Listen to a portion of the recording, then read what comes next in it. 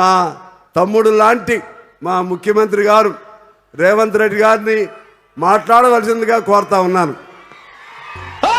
ఎర్ర జెండె నీయలో ఎర్రెర్రనిది జెండె నీయలో ఎర్ర జెండె నీయలో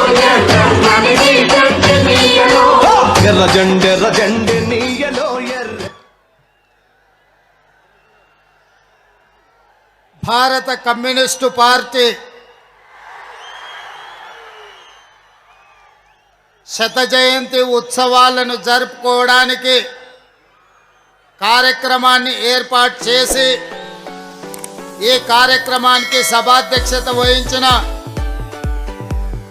మిత్రులు, నాకు అత్యంత సన్నిహితులు కూనంనేని సాంబశివరావు గారు సభాధ్యక్షత వహించి భారతదేశంలో ఉన్న ఉద్దండులైన కమ్యూనిస్టు నాయకులనే కాకుండా దాదాపుగా 40 దేశాలకు సంబంధించిన కమ్యూనిస్టు నాయకత్వాన్ని ఆహ్వానించి ఈరోజు కమ్యూనిస్టుల కంచు కోట అయిన ఖమ్మంలో వేలాది మంది కమ్యూనిస్టు ఎర్ర జెండా సోదరుల సమక్షంలో ఈ అద్భుతమైన కార్యక్రమాన్ని ఏర్పాటు చేసి ఈ దేశంలో మతతత్వ శక్తులకు వ్యతిరేకంగా ఎర్ర జెండా నిటారుగా నిలబడి కొట్లాడుతుంది అని ఈ ఖమ్మం గడ్డ మీద నుంచి నినదించినందుకు మనస్ఫూర్తిగా కామ్రేడ్ సోదరులను నేను అభినందిస్తున్నా.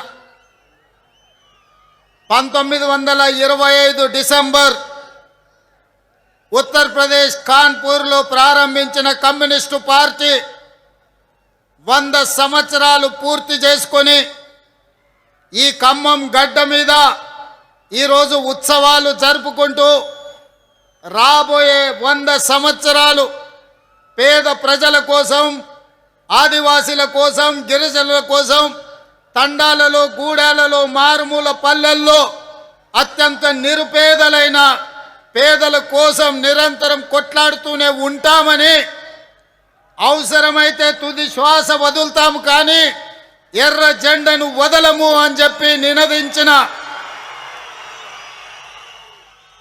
కమ్యూనిస్టు మిత్రులను స్ఫూర్తిగా తీసుకొని మొన్న జరిగిన ఎన్నికల్లో పాశవికంగా వ్యవహరిస్తున్న ప్రభుత్వాలను పడగొట్టినం.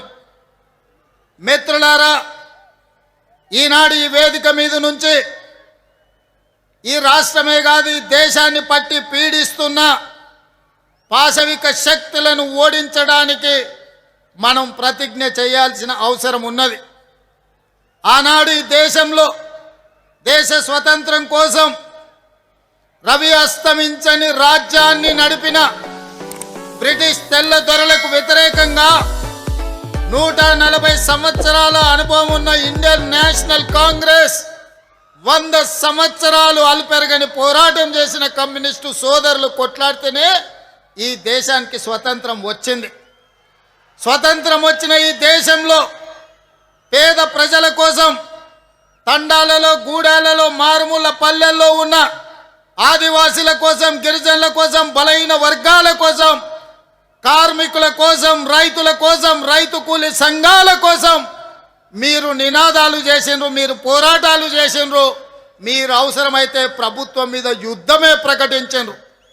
మీరు పోరాటాలు చేస్తే మీరిచ్చిన నినాదం దున్నేవాడికే భూమి అని ఎర్ర జెండా సోదరులు నినాదం ఇస్తే ఆ నినాదాన్ని చట్టం చేసి జమీందారుల దగ్గర, జాగీదారుల దగ్గర, భూస్వాముల దగ్గర ఉన్న లక్షలాది ఎకరాలను ఆనాడు బూర్గుల రామకృష్ణారావు గారు, పివి నరసింహారావు గారు, శ్రీమతి ఇందిరాగాంధీ గారు అగ్రికల్చర్ సీలింగ్ యాక్ట్ తీసుకొచ్చి లక్షలాది ఎకరాలను భూస్వాముల నుంచి గుంజుకొని పేద ప్రజలకు పంచిపెట్టిన చరిత్ర కాంగ్రెస్ పార్టీది. అదేవిధంగా రైతు కూలీలు వెట్టి చాకిరి చేస్తుంటే, దొరల గడీల దగ్గర బానిసలుగా బతుకుతుంటే, వాళ్ళ హక్కుల కోసం వాళ్ళ రక్తాన్ని చెమటగా మార్చి గడీలలో గుమ్మీలు నింపుతుంటే రైతు కూలీ చట్టాలు ఉండాలి, రోజుకు 8 గంటల శ్రమకు కూలి ఇవ్వాలి అని మీరు పోరాటాలు చేస్తే కనీస వేతన చట్టం తీసుకొచ్చి ఆ కార్మికుల కోసం, కర్షకుల కోసం చట్టాలను, శాసనాలను చేసింది కాంగ్రెస్ పార్టీ.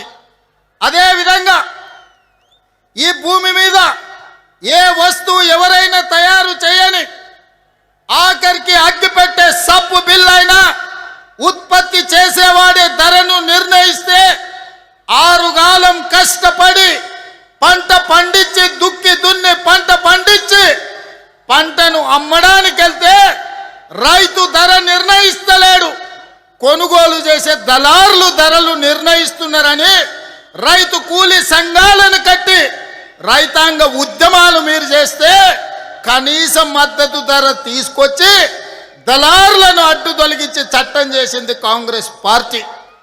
మిత్రులారా, ఆనాడు రిజాకర్లకు వ్యతిరేకంగా, నిజాం నవాబులకు వ్యతిరేకంగా సాయుధ రైతాంగ పోరాటాన్ని నిర్మించి ఆనాడు 4000 మంది ఎర్ర జెండా వీరులు నేల కొరుగుతేనే ఆనాడు మీరు నిర్మించిన సాయుధ రైతాంగ పోరాటమే తెలంగాణ రాష్ట్రానికి, హైదరాబాదు రాష్ట్రానికి విముక్తి కలిగించడానికి పునాదులు పడ్డాయి. దేశమంతా స్వతంత్రం వచ్చి స్వేచ్ఛ వాయువులను పీలుస్తున్నప్పుడు హైదరాబాదు రాష్ట్రం నిజాం రజాకర్ల కాళ్ళ కింద నలిగిపోతుంటే ఆనాడు ఈ ప్రజలకు విముక్తి కలిగించాలి, ఈ ప్రజలకు స్వేచ్ఛను ప్రసాదించాలి అని మొట్టమొదటి ప్రధానమంత్రి పండిట్ జవహర్లాల్ నెహ్రూ గారు సర్దార్ వల్లభాయ్ పటేల్ పోలీస్ యాక్షన్ ద్వారా నిజాం రజాకర్లను లొంగ తీసుకొని నిజాం రజాకర్లను దిగంతాలకు తరిమిన చరిత్ర ఈ ప్రాంతానికి ఉన్నది. ఆనాడు జరిగిన సాయుధ రైతాంగ పోరాటంలో పుచ్చలపల్లి సుందరయ్య గారు కావచ్చు, చెన్నంనేని రాజేశ్వరరావు గారు కావచ్చు, అలా చెప్పుకుంటూ వెళ్తే ఆ తర్వాత చంద్ర రాజేశ్వరరావు గారుతో పాటు ఆనాడు ఈ ప్రాంతానికి సంబంధించి స్వతంత్రం వచ్చిన తర్వాత కూడా భారత కమ్యూనిస్టు పార్టీ తరఫున పోరాటం చేసిన నల్లమల గిరిప్రసాద్ గారు, అదేవిధంగా శేషగిరిరావు గారు ఈ ప్రాంతం నుంచి ప్రాతినిధ్యం వహించారు. ఈ రోజు ఈ వేదిక మీద పువ్వాడ నాగేశ్వరరావు గారు కూడా ఉన్నారు, ఆనాడు సిపిఐ ఉద్యమాలలో పాల్గొన్న వాళ్ళు. మిత్రులారా, ఇవాళ ఒకే ఒక్క మాట నేను ఈ వేదిక మీద నుంచి మీకు విజ్ఞప్తి చేయదలుచుకున్నా.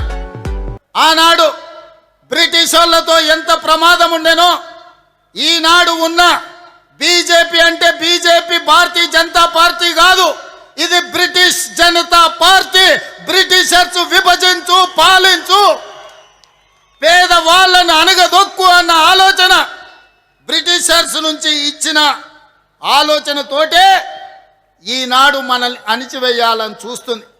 ఇవాళ పేదల కోసం, రైతు కూలీల కోసం, భూమి లేని నిరుపేదల కోసం యూపీఏ ప్రభుత్వంలో ఆనాడు కమ్యూనిస్టు కాంగ్రెస్ పార్టీ కలిసి జాతీయ ఉపాధి హామీ పథకాన్ని తీసుకొస్తే ఈనాడు ఆ జాతీయ ఉపాధి హామీ పథకాన్ని రద్దు చేసింది. గ్రామాల నుంచి వలసలు తగ్గినాయి ఆ చట్టం ద్వారా. గ్రామాలలో కూలీలు తమ కూలిని తాము నిర్ణయించే శక్తి జాతీయ ఉపాధి హామీ చట్టం ఇచ్చింది. ఇవాళ అదానీ అంబానీలకు కూలీలు దొరకడం లేదు, ప్రజలు వలసలు పోవడం లేదు, నగరాలు వలసలు పోయే రోజులు మారిపోయి మొన్న వచ్చిన కరోనా సమయంలో ఈ దేశంలో ఉండే పేదలను ఆదుకోవడానికి జాతీయ ఉపాధి హామీ పథకమే ప్రయోజనం చేకూరింది. ఇవాళ నరేంద్ర మోడీ ప్రభుత్వం జాతీయ ఉపాధి హామీ పథకాన్ని తూట్లు పడిచి నిర్వీర్యం చేసి ఆ పథకాన్ని రద్దు చేయడం ద్వారా మళ్ళీ రైతులు, రైతు కూలీలు గ్రామాలు వదిలి పట్టణాలకు వలసపోయే పరిస్థితి. పట్టణాలకు వలసెళ్తే మళ్ళీ వెట్టి చాకిరి వస్తుంది. అదానీ అంబానీలకు అగ్వకు సగ్వకు కూలీలు దొరుకుతారు. అందుకే ఈనాడు నరేంద్ర మోడీ గారు ఈనాడు కార్పొరేట్ కంపెనీల చేతిలో కీలు బొమ్మగా మారి జాతీయ ఉపాధి హామీ చట్టాన్ని రద్దు చేసి మళ్ళీ మల్టీనేషనల్ కంపెనీలకు మన హక్కులను తాకట్టు పెట్టే ప్రయత్నం చేస్తున్నాడు. అందుకే మిత్రులారా, ఈనాడు ఈ దేశంలో మొదటి స్వతంత్ర ఉద్యమంలో బ్రిటిషర్స్ని ఈ దేశం నుంచి తరిమినాం. దానితోని మనకు స్వేచ్ఛ వచ్చినట్టు కాదు. నిజమైన స్వేచ్ఛ, కమ్యూనిస్టులు కోరుకున్న స్వేచ్ఛ, దోపిడీ ఆగాలి, పేదలకు మేలు జరగాలి, రైతు కూలీ హక్కులను కాపాడాలి అనేదే మీ పోరాటం. ఆ పోరాటానికి అండగా నిలబడ్డది కాంగ్రెస్ పార్టీ. మీ పోరాటాలను, మీ నినాదాలను చట్టాలు, శాసనాలు చేసి ఈ దేశంలో రైతాంగాన్ని ఆదుకున్న పార్టీ కాంగ్రెస్ పార్టీ. ఈరోజు ఈ దేశంలో రాజ్యాంగాన్ని మార్చడానికి, పేదల హక్కులను కొల్లగొట్టడానికి మొన్న జరిగిన ఎన్నికల్లో భారతీయ జనతా పార్టీ 400 సీట్లు అడిగింది రాజ్యాంగాన్ని సమూలంగా మార్చాలి అని. కానీ ప్రజలు, కమ్యూనిస్టులు, కాంగ్రెస్ పార్టీ, మా నాయకుడు రాహుల్ గాంధీ గారు అందరితో నిలబడి కాంగ్రెస్కు అధికారం ఇవ్వండి, ఒకవేళ బీజేపీకి 400 సీట్లు ఇస్తే రాజ్యాంగాన్ని సమూలంగా మారుస్తారు, రిజర్వేషన్లు రద్దు చేస్తారని ప్రతి గ్రామానికి వెళ్ళి చెప్పిండు. అందుకే ఈనాడు బీజేపీకి 240 సీట్ల దగ్గరనే ఆగింది. మరి పరోక్షంగా ఈనాడు మళ్ళీ రాజ్యాంగాన్ని చెరబట్టడానికి భారతీయ జనతా పార్టీ ప్రయత్నం చేస్తుంది. దాంట్లో భాగంగానే ఎస్ఐఆర్ తీసుకొచ్చిండ్రు, పేదల ఓటు హక్కును తొలగిస్తున్నారు. ఇది ఈనాటి ప్రయత్నం కాదు. ఆనాడు భారత రాజ్యాంగం ఏ విధంగా ఉండాలో డాక్టర్ బాబాసాహెబ్ అంబేద్కర్ ని చైర్పర్సన్ గా పెట్టి కాన్స్టిట్యూయెంట్ అసెంబ్లీలో చర్చ జరిగినప్పుడు గోల్వాల్కర్ సిద్ధాంతం నమ్మినోళ్ళు పేదలకు ఓటు హక్కు ఉండొద్దు అన్నారు. ఆనాడు డాక్టర్ బాబాసాహెబ్ అంబేద్కర్, మహాత్మా గాంధీ గారు పేదలకు ఓటు అనే హక్కు ఆయుధాన్ని చేతిలో పెట్టి పరిపాలన చెయ్యడానికి ఎవరు ఉండాలో నిర్ణయించమని అధికారం ఇచ్చిండు. మరి ఈనాడు ఆ ఓటు హక్కును తొలగించడానికి బీజేపీ ఎస్ఐఆర్ ఉపయోగిస్తున్నది. మిత్రులారా, ఈ దేశంలోనే పుట్టి, ఈ దేశంలోనే పెరిగి, ఇక్కడ చనిపోతే ఈ మట్టిలో కలిసే మూలవాసులైన ఆదివాసీలను మీ ఆనవాళ్ళు తీసుకురండి, మీ ఆధారాలు తీసుకురండి, అప్పుడే మీకు ఓటు హక్కు ఇస్తామంటే ఇక్కడనే పుట్టి, ఇక్కడనే పెరిగి, ఇక్కడనే ఈ అడవుల్లో ఉండే జాతులు ఎక్కడి నుంచి ఆధారం తీసుకొస్తారని నేను అడుగుతున్నా. అందుకే మిత్రులారా, ఈ దేశంలో కుట్ర జరుగుతుంది. అధికారాన్ని శాశ్వతంగా అంటి పెట్టుకోవాలని పేదల వ్యతిరేక ప్రభుత్వం భారతీయ జనతా పార్టీ ప్రయత్నం చేస్తుంది. ఈనాడు శ్రీమంతుల ఓటు ఎక్కడ పోదు, కార్పొరేట్ కంపెనీల హక్కులు ఎక్కడికి పోవు. ఈనాడు తెచ్చిన ఎస్ఐఆర్ భూమి లేని నిరుపేదలు, రైతు కూలీల హక్కులు పోతాయి. వాళ్ళ ఓటు హక్కు పోతే వాళ్ళ రేషన్ కార్డు పోతుంది, వాళ్ళ రేషన్ కార్డు పోతే వాళ్ళకున్న ఆస్తులు పోతాయి. ప్రభుత్వం అందించే సంక్షేమ పథకం ఏది కూడా అందదు. ఈ దేశంలో ఏది కావాలన్నా ఓటు హక్కు ఉన్నవాడికే ప్రభుత్వాలు ఈరోజు సంక్షేమ పథకాలు ఇస్తున్నాయి. ఒకవేళ ఓటే తొలగిస్తే రేషన్ కార్డు పోతుంది, మీ ఇల్లు పోతుంది, మీకు వచ్చే పెన్షన్ పోతుంది, మీకు వచ్చే ప్రభుత్వ సంక్షేమ పథకాలు అన్నీ పోతాయి. ఈరోజు పేదవాళ్ళ హక్కును కాల రాయడానికే బీజేపీ కంకణం కట్టుకున్నది. అందుకే మిత్రులారా, ఈరోజు అప్రమత్తంగా ఉండవలసిన పరిస్థితి వచ్చింది. ఈరోజు నువ్వు కాంగ్రెసా, కమ్యూనిస్టా లేదా ఇంకెవరా అని ఆలోచన చేసే సందర్భం కాదు. కాంగ్రెస్ అయినా కమ్యూనిస్ట్ అయినా ప్రజాస్వామ్యాన్ని కోరుకునే ప్రతి వారు ఏకమై నరేంద్ర మోడీకి వ్యతిరేకంగా ఈ దేశంలో దండు కట్టాలి. ఈ రోజు పోరాటం ప్రకటించాలి. అప్పుడే ఈ ప్రజాస్వామ్యం బతుకుతుంది. ప్రజాస్వామ్యాన్ని బ్రతికించడానికి, పేద ప్రజల హక్కులు కాపాడడానికి మనందరం కలిసికట్టుగా పని చెయ్యాలి. అందుకే ఎర్రజెండా సోదరులు ఆహ్వానించగానే తప్పకుండా ఖమ్మం వస్తా, 100 సంవత్సరాల మీ శత జయంతి ఉత్సవాలలో పాల్గొంటా. ఇవాళ మీరు వేరు మేము వేరు కాదు. మీరు ప్రజల కోసం కష్టపడతారు, ప్రజల కోసం కొట్లాడతారు. మీరు కొట్లాడి మీరు ఇచ్చే నినాదాలను చట్టం, శాసనం చేసే పార్టీ కాంగ్రెస్ పార్టీ. ఇవాళ ఈ అధికారంలో మీ సహకారం కూడా ఉన్నది, మీ శ్రమ కూడా ఉన్నది. మిత్రులారా, ఇది పేదల రాజ్యం, ఇది పేదల ప్రభుత్వం. ఆనాడు మీరిచ్చిన నినాదమే ప్రజా రాజ్యం అని ఇచ్చిండ్రు. ఆనాడు మీరిచ్చిన పిలిపే ఈనాడు పేద ప్రజలకు ఒక ప్రభుత్వాన్ని ఏర్పాటు చేసినాం. భవిష్యత్తులో కూడా ఇవాళ ఒక్క మాట చివరిగా చెప్తాను. ఖమ్మం జిల్లాకు ఒక ప్రత్యేకత ఉన్నది. నరేంద్ర మోడీ, అమిత్ షా ఇద్దరు కలిసి వచ్చినా ఖమ్మం జిల్లాలో ఇద్దరు సర్పంచులను కూడా గెలిపించుకోలేరు. ఈ గడ్డ మీద తులసి వనంలో గంజాయి మొక్కలకు స్థానం లేదు. ఈ ఖమ్మం జిల్లా గడ్డ మీద భారతీయ జనతా పార్టీకి సర్పంచులు కూడా గెలిపించుకోలేరు. ఇవాళ కమ్యూనిస్టు సోదరులు బలమైన ఉద్యమాన్ని ఈ ప్రాంతంలో నెలకొల్పినందుకే ఈ రోజు భారతీయ జనతా పార్టీకి ఈ ఖమ్మం జిల్లాలో స్థానం లేదు. అందుకే మిత్రులారా, భవిష్యత్తులో కాంగ్రెస్ పార్టీ చేయబోయే పోరాటం భారతీయ జనతా పార్టీ నరేంద్ర మోడీకి వ్యతిరేకంగా మీరందరూ కలిసి రండి. మనందరం కలిసి భారతీయ జనతా పార్టీని గద్దె దింపుదాం. రాహుల్ గాంధీని ప్రధానమంత్రిని చేద్దాం. మీ అందరి సహకారం ఉండాలి.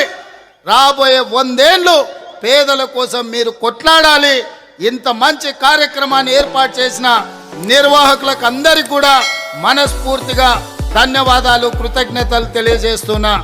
All different countries and different states who are delegates are here. I wanted to congratulate my friends. You are completing your 100 years celebrations. Another 100 years you have to fight for poorest of the poor people, right? So Congress party is there to support communist friends. We are there. We have to fight against Narendra Modi. The fascist government Narendra Modi has to step down from the prime minister post. Till then, we have to fight against Bharatiya Janata Party. Thank you and everyone. ఎర్ర